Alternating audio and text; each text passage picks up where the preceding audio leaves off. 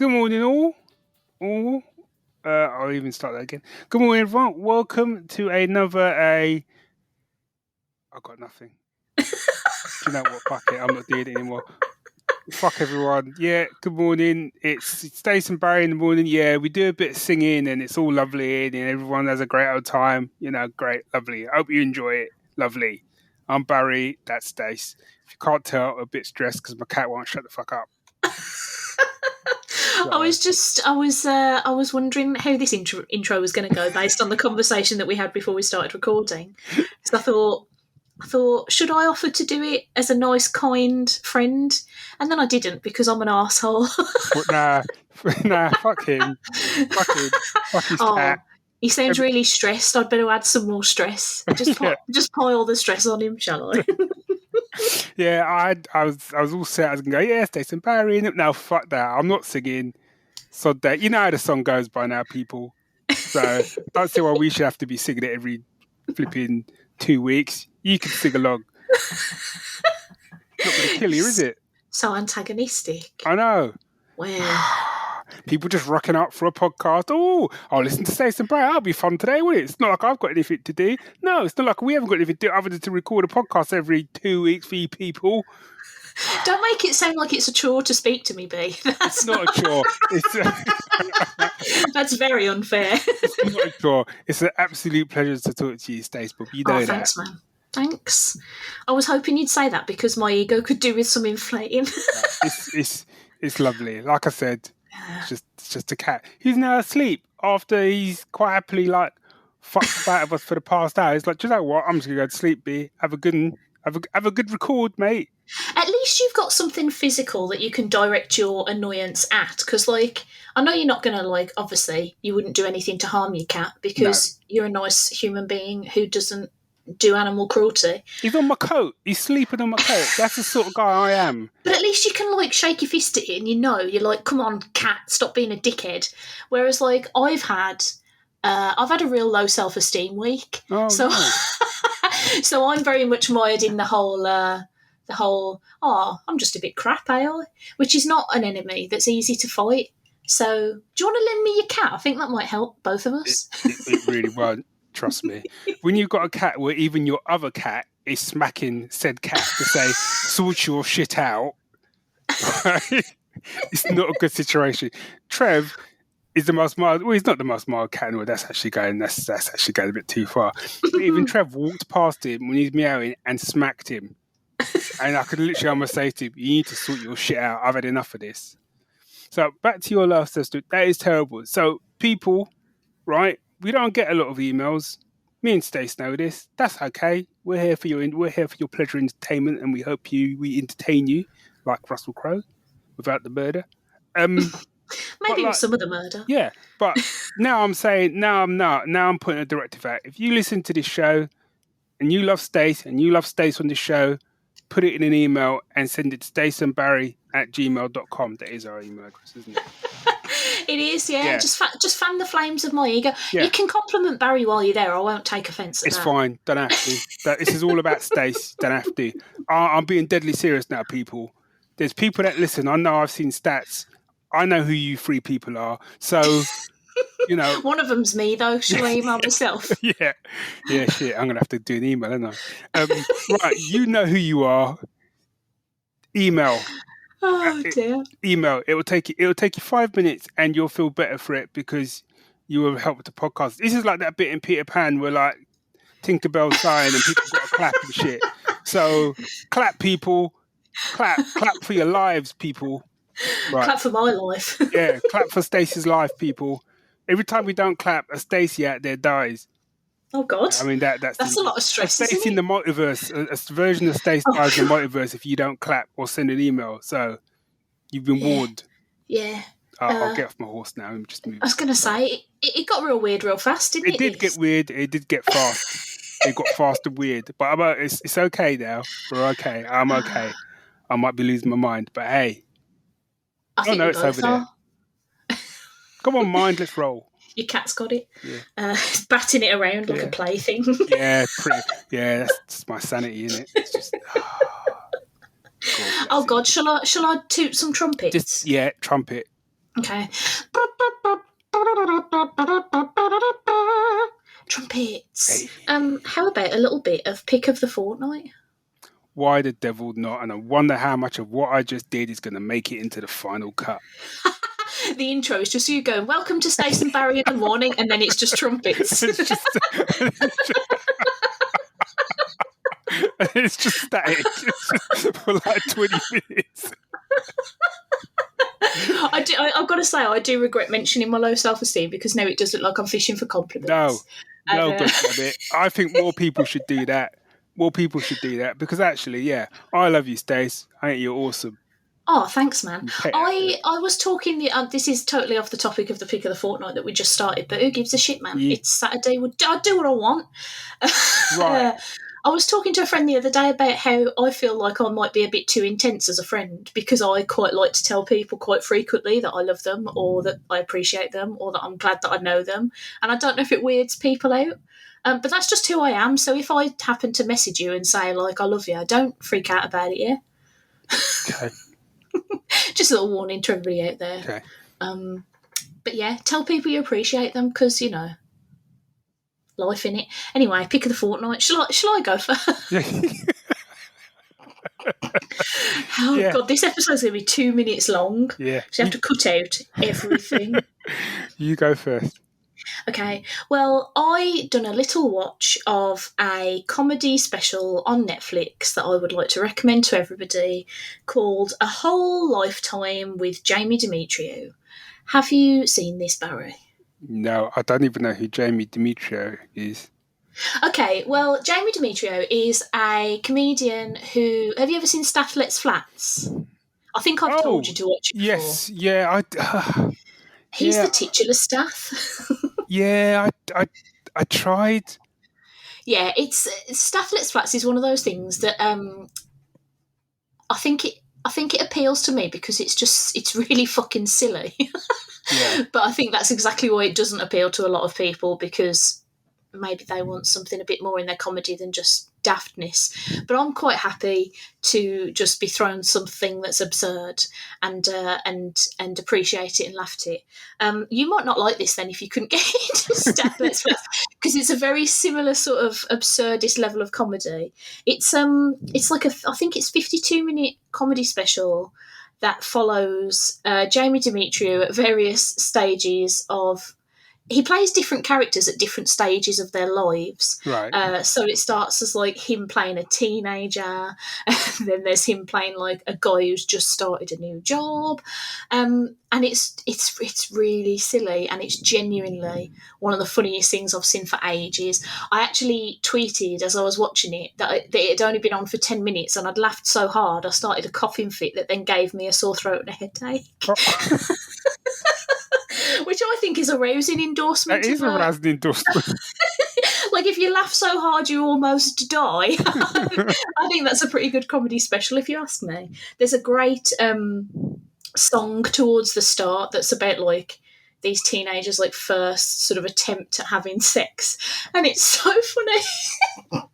I'm not gonna ruin it by trying to recall any of the lyrics or tell any of the jokes because it won't be anywhere near as funny as actually just watching it. But it genuinely was like, especially after having a week where I've just had like a lot of stress at work and I've been mentally a little bit tired and emotionally a little bit tired.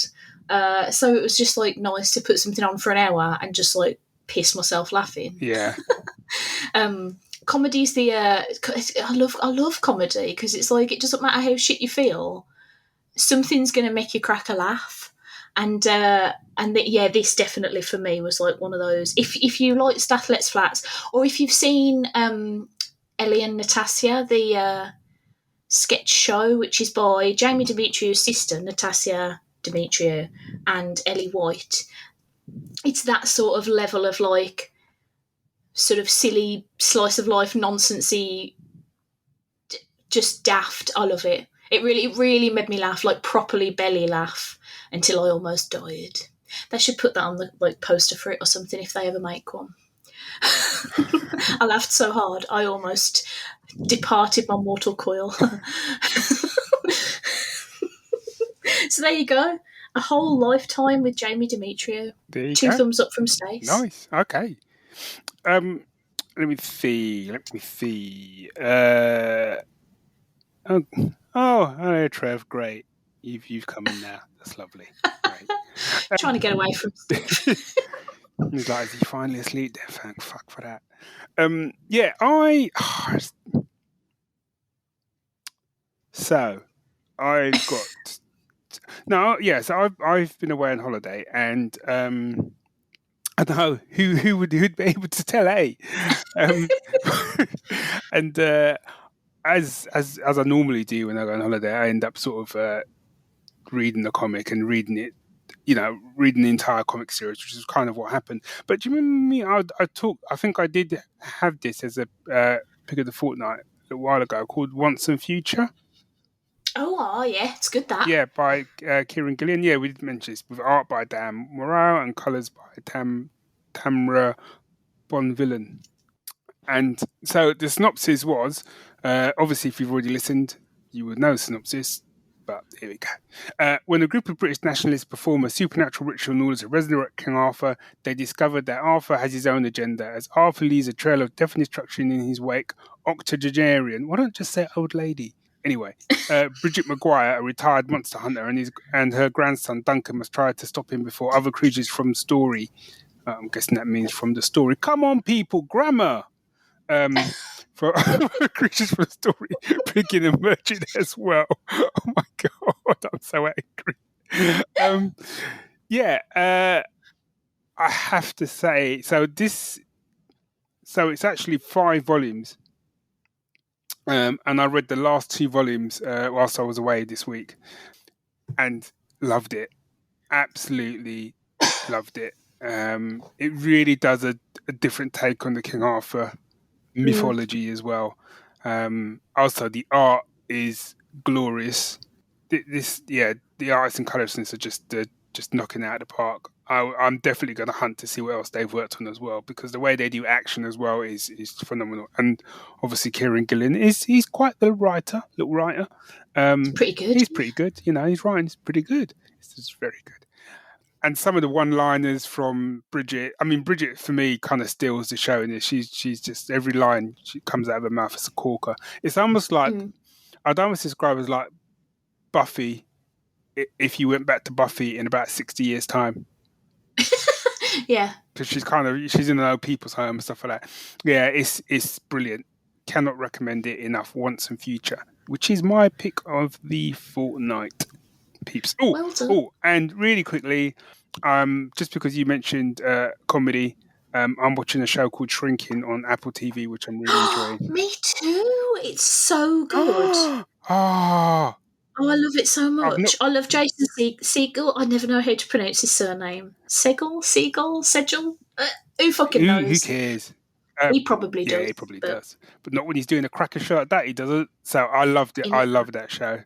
So he plays a therapist, and whose wife has died, and he's basically dealing with that, and he comes up with a new way to help his parents to help his patients, which doesn't really go to plan. But for me, everyone, it's called Shrinking, but I've basically called it Indiana Jones the sitcom, because the other big name in it is Harrison Ford.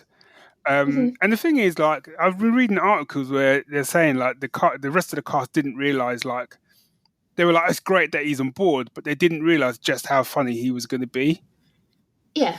And I find that daft, because he's always been very charming. Exactly, and funny. yeah. And that's what I thought, because kind of like when you actually, go back and you watch him as Han Solo, the gags and the way he delivers his line and stuff, you could have given Han Solo to someone else and it just wouldn't have worked in the same way. Yeah. He's the one who sells those lines. And I feel he's brilliant in this. He really is. I retweeted something the other day that I've just looked up because it really made me laugh and also is very relatable. It was tweeted by somebody called Sid Lipsy, who has a blue tick, but I don't know who he is. But it says, me in 1983, Harrison Ford flies a cool spaceship, hunts for treasure, kisses girls and fights bad guys. He's my idol. Me in 2023, Harrison Ford blows off parties to stay at home, blast Hall and Oates, drink wine and snuggle in his blanket. He's my idol. That is so true. That is so true. Because I'm kind of watching it. I'm like, he's mapped out the rest of my life. This is how I want to be when I hit 70s. Even wears a hat in there. He's got like kind of not an indie hat, but to me, it's almost like this is Professor Jones now. This is what he does now. He just walks about being grumpy and dropping one-liners. It's a great. Oh, I'm glad you're watching it as well. It's a great show. Also, it has a lot of heart. It reminds me of, in a very different way, but Sue loves it because it reminds her of Ted Lasso, but in a very different way. Do you know, I still haven't watched that because me and my hubby tried to watch the first episode, but I don't know whether the fact that we like football was hindering us with it because none of it made any footballing sense and we were both getting cross at it. But everybody I know who enjoys the show isn't really a fan of football. I as someone who is not a fan of football, I can't help it. So, I do know. I mean, maybe I don't know anyone who likes football that watch. I don't know. Yeah, maybe it's just one of those things that it needs to take like an episode or two to get into, but I don't know. Yeah. And maybe I'll give it a whirl at some point. I think Rich is against it now because so many people like it. He's doing that grumpy arsehole thing of like, oh, well, if everybody says it's good, I'm going to be contrary. And I can be a little bit like that as well. And I can't remember. I think a lot of people had talked about it when we started watching it. I don't even know what prompted us to start watching it. But I just think I was in the right headspace for it. And I think I feel a similar way about Shrinking in the fact that, like, it's just, like, the older you get, I'm going a bit deep now, but the older you get, the more life is messy. Yeah. And the more life isn't always sunshine and rainbows. And it's quite nice to have a show where you kind of have that side of it where it's not always sunshine and rainbows, but it is generally just about people with a bit of heart trying to help other people out. Do you know, yeah, I totally get that because sometimes I will watch a thing and, like, you know, depending on my mood, I don't mind watching things that are particularly, you know, sad or maybe a bit emotionally hard going. But, like, it's nice to sometimes have things recognised that actually life is made up of bundles of all sorts of, like, stuff, and some of it's good and some of it's shit and some of it's, you know, all right. But, like, you can still have those moments of, like, comedy and fun and you know, just general goodness, whilst also sometimes having to deal with, you know, shit things and grief and sadness and I really like it. I think we should do our own show and it should be called because it's all about me today. I think it should be called. No, it's not. It's about you. So I think. I was going to say that pivoted quickly, didn't you? I know. I'm pivoting. Pivot. So I think we should do like a show for Apple TV, and it should be called Stace Bob, and like I'll be like your wacky half brother who turns up like at the end of episode 1, like you'll be having some big party and a big meltdown, and then the door knock, and then I'll be standing there, and obviously because I'm a black guy, you'll be looking at me going like, I don't know who the fuck you are, and maybe I'll be in a suit, and you'll think I'm a Jehovah's Witness, and you'll be like, sorry, I don't want any of that today, mate, and I'll go, no, I'm your half brother. And you'd be like, I mean, I would watch that. Yeah, and then you'll just go, what the and you're about to say fuck, and then it will cut to credits, and then hilarity will ensue from episode 2, and it'll be us reconnecting through hilarity. Oh, that's beautiful. Yeah. Beautiful, hilarious hijinks. Yeah. I would watch that if either of us were good at acting. I don't know what your level of acting is at, B, but mine isn't good. Well, it depends. If it's filmed from my kind of my imagination, inside my head will be great. We'll be like picking up Emmys left, right, and centre. The reality, however, might be a little bit like drunk dancing. Oh yeah, where you think you're absolutely nailing it, but everybody on the dance floor is like, "What's with this octopus flailing?" Drunk dancing or drunk singing, yeah. To be fair though, every time you've been on a dance floor, you and Dave just fucking make everybody else look like twats. Okay, perhaps that was a wrong analogy on my part. It was. I'm almost ashamed to be on a dance floor by you pair because I just know people are going to be like, "What's she doing there? What a sore thumb she is." Yeah, but we could save that for episode 4. Oh, the episode where you try and teach me to dance. Yeah. Somehow that feels racially stereotypical, and I feel like we should move on. Yeah. Maybe they'll make. Yeah, as long as they don't make me an ex-gang member, I mean, it'll be all right. I'm sure. Let's just move on. Well, it's your show. Let's just move on. Do whatever you want with it, mate. Let's move on. Shall I sound those trumpets? Yeah, why not?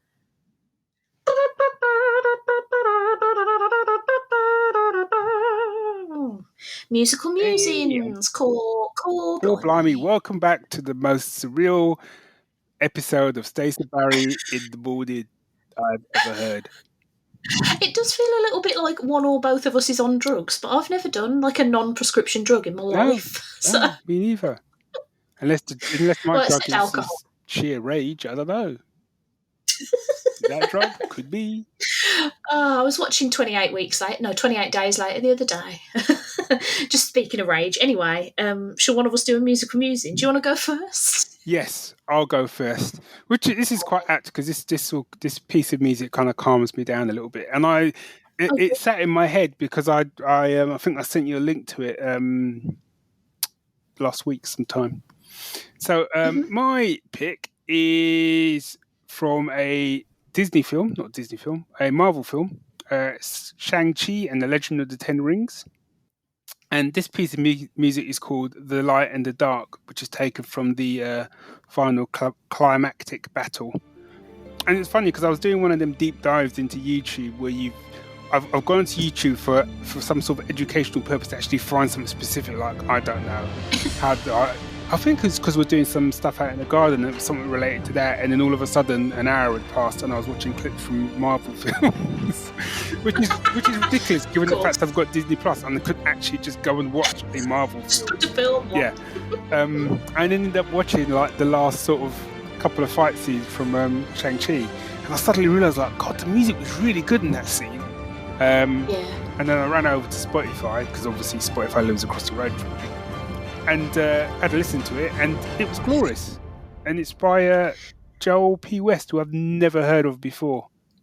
No, me neither. I was glad you sent me a link to this the other day because it's a soundtrack that... Because I saw this film and I remember thinking, yeah, that was all right, and then I've never thought about it again. Like, it just fell out of my brain, like an enjoyable couple of hours, and then it was gone. And yeah, I don't think I'd even realised that the score to this film was so flipping good. Yeah. Till you sent me that link, and I was like, oh damn, I should have paid more attention to this because it's pretty darn boss. Yeah, it's proper. It's quite a short piece as well, but it's proper epic and sweeping in all the right moments. And because a lot of the film is to do with Shang-Chi's like mum and dad and their different sort of fighting styles, and how that plays like a big influence on how, like, he's sort of able to defeat like the monster or whatever. The way they kind of represent it in this sort of track is brilliant. Yeah, I don't know whether I should watch that film again at some point. I plan to at some stage. As I said, I think we did it last year. We went and watched all the Marvel films up to Endgame in chronological order, and I will probably do that again at some stage. But the problem is that there's then now a whole load of TV shows and other films that I'm probably less interested in rewatching. I feel like now if I ever do rewatches, it'll just be like a phase. Like, I'll watch phase 2 and that'll be that. Yeah. Maybe not phase 2. I don't remember which films belong to which phase, but yeah, it just seemed now that, like, because me and Rich did the whole big chronological rewatch during lockdown. I think it was in 2020. Okay.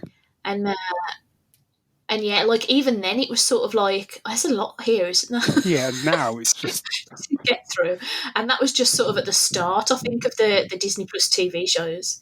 So, yeah, it just feels like there's a lot there now that maybe... And I think there's more films now that I don't particularly like, because when we did that rewatch, I think there was only 2 films that I actively don't like in the whole of the rewatch, and then a couple that I just think are like, well, they're average, but I can watch them because I don't mind. But no, there are a handful more on the shitter end of the scale. Like, I genuinely don't think, and it's not because I think it's genuinely shit, but it just bored me to tears. I don't think I could sit through Eternals again. I don't think I can do it. Yeah, I think there's a lot of people that feel that way.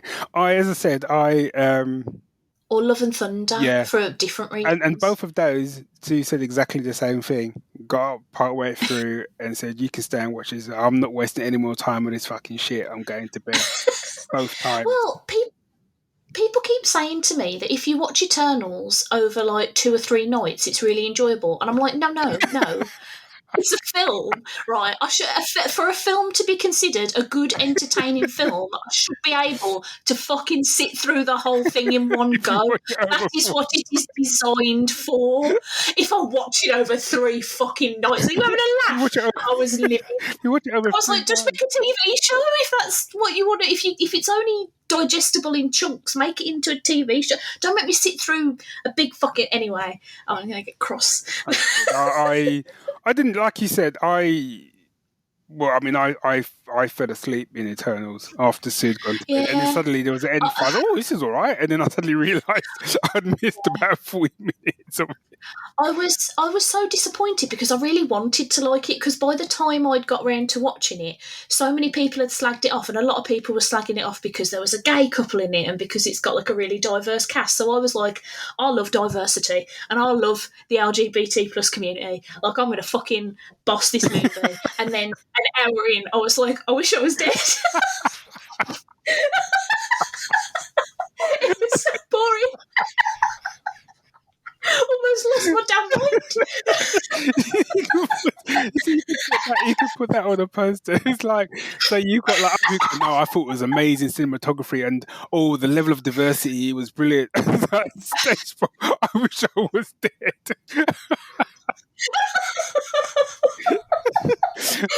Stacey Braden with it. I wish I was dead. 1 star. Oh God, it was so boring. I nearly lost my damn mind. 1/2 star. Do you want my musical music? It's not from Eternals, is it? Which has probably got a cracking soundtrack for all I know, but I don't know. I was going to say, I might go back and listen to the soundtrack because that might be the one saving grace. I don't know. Oh God. Oh, calm down. Do you remember a couple of episodes ago you were talking about Bear McCreary and how wonderful he is? And I mentioned that there was a song that you'd flung at me many moons ago, which started my love affair with Bear McCreary's music. Yes. So I decided to pick that song, even though I've never seen the thing that it comes from. I've got no context for what was happening when this piece was playing. It's called Precipice. Ooh, Precipice. And it's from Battlestar Galactica Season 3. Ooh. It's a fucking phenomenal piece of music. It's hard to describe because I don't really know what he was aiming for with it, because I don't know what was happening in the show at the time because I've never seen it. But it's kind of tense, but it's also kind of like upbeat, and it's got a sort of almost like sort of tribally, almost Peruvian. I don't really know what I'm saying here, and I'm doing a lot of gesticulating that no one can see. But isn't that a good word? Gesticulating. Good word. Well done. Thanks, man. Yeah, absolutely brilliant piece of music, and like I can't remember the reason that you sent me this. I feel like it was way back in the comics forum days. It could have been. Yeah, and I can't remember for why we were having this conversation. I think it may have just been the fact that we just started getting to know each other and realised that we were both massive score nerds. Yeah. And you were like, "How about a bit of this? Excellent score," and you were correct. So that's my pick for this week. It's a good pick, Fortnite. and it's a good that album, season 3 album that's a stonker. I think that's the one, because I think originally I thought. I'm just checking if it is season 3. Oh no, it's not. Predator War season 2. Okay, interesting. Yeah, I mean, I could, which I do quite frequently, put on all the Battlestar soundtracks throughout the day and just have it playing, and try not to declare war on any neighbours or anything, because I've been listening to Battlestar Galactica, which is a challenge. I've got to say, the other day I was on the bus and I was like, I'm going to put on some score to make this journey a bit more exciting.